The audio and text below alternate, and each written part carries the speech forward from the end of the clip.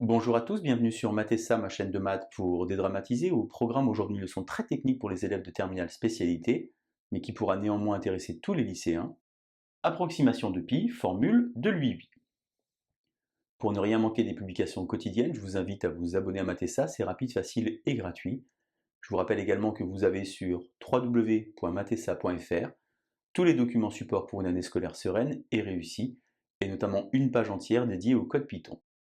Nous sommes aujourd'hui bien évidemment dans le chapitre de terminale spécialité qui traite des suites numériques. Je vous insère comme d'habitude le lien vers la playlist du chapitre afin que vous puissiez vérifier vos acquis et vos connaissances. Savez-vous par exemple créer une fonction Python? Savez-vous également faire la différence entre une boucle fermée, une boucle pour, et une boucle tant que, une boucle ouverte? On a donc aujourd'hui Lui Hui, un mathématicien chinois qui a vécu au IIIe siècle après Jésus-Christ et qui s'est donc intéressé à l'approximation de pi. Avant son travail, pi était donc approximé par racine de 10 qui vaut environ 3,16 et c'était pas si mal. Lui a donc inscrit un polygone régulier dans un cercle et il a fait grandir le nombre de côtés, grandir jusqu'à 96, en calculant finalement le périmètre d'un 96 gone qui se rapprochait évidemment du périmètre d'un cercle. Alors cette formule fait extrêmement peur, vous voyez qu'il y a plusieurs racines carrées qui, comme ça, s'imbriquent les unes dans les autres. Et on peut donc se demander si ce résultat va vraiment donner quelque chose d'intéressant par rapport à pi.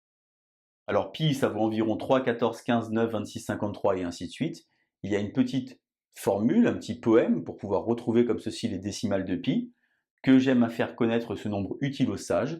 Il vous suffit alors de compter le nombre de lettres dans chaque mot et vous retrouvez comme ceci le développement de pi. 3, 1, 4, 1, 5, 9, 2, 6 et ainsi de suite. Évidemment, ce poème n'est pas de moi, il a au moins une centaine d'années, et il continue après, que j'aime à faire connaître ce nombre utile aux sages, immortel Archimède artiste ingénieux, qui de ton jugement peut priser la valeur, et ainsi de suite. Alors on va donc ici nous travailler avec un petit code Python, je vous insère ce petit code Python sur la partie de l'image. Donc tout d'abord, from matimport, est-ce qu'on va faire étoile ou SQRT? Vous savez que étoile c'est pour importer toute la bibliothèque, mais finalement ici on n'a besoin que de la racine carrée, on peut donc faire simplement SQRT. Alors on va donc d'abord mettre 1 dans la valeur U et faire tourner ici une boucle pour, une boucle fermée. Combien de fois? Eh bien 8 fois puisqu'on a ici 8 racines carrées.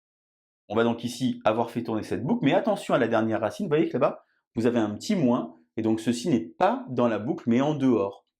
C'est la raison pour laquelle en sortie de boucle, on va calculer alors une valeur avec 768 fois la racine carrée de 2 moins le nombre qu'on avait trouvé au bout de la boucle.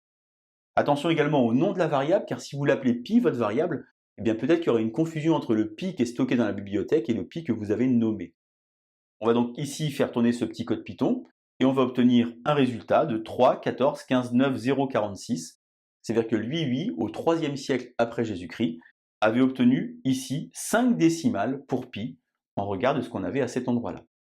Alors ce qui est important en mathématiques, c'est toujours de s'intéresser à la performance. On peut par exemple parler du problème de balle, que vous connaissez certainement, en tout cas j'espère. Je vous insère le lien vers la vidéo si vous ne l'avez pas encore vue. Eh bien, on avait Bernoulli et Euler, qui étaient donc deux Ballois, qui s'intéressaient à la somme pour k en 2, 1 jusqu'à l'infini des 1 sur k carré, et ils ont réussi à montrer que ça faisait pi carré sur 6. Ceci, c'est au XVIIIe siècle. Eh bien, ce qui se passe, c'est que lorsque vous ajoutez les 1000 premières valeurs, eh bien on obtient pi qui vaut environ 3,1406, c'est-à-dire 2 décimales après la virgule, tandis que lui avait obtenu de son côté 5 décimales, ce qui évidemment montre que, en termes de performance, lui, avec donc 13 ou 14 siècles d'avance, était plus performant que Bernoulli ou Euler. Voilà donc l'approximation de pi formule de lui, un joli code Python.